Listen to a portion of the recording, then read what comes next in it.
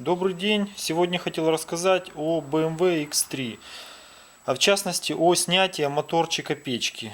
Данный провод выходит с самого электродвигателя, и очень сложно понять, как снимается сам разъем. Хочу просто визуально показать, что нужно нажать на вот эти два усика, и тогда выщелкнется сам разъем. Неудобно ни зеркальцем подлазить, очень затруднен обзор.